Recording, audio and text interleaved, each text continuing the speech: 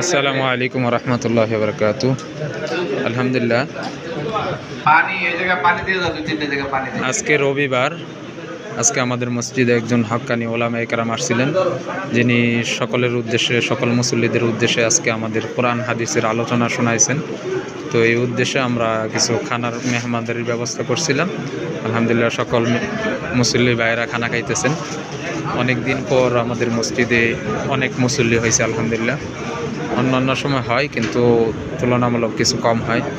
তো আলহামদুলিল্লাহ, অত্যন্ত আজকে মসজিদ ভরপুর হয়েছে মুসল্লি দ্বারা।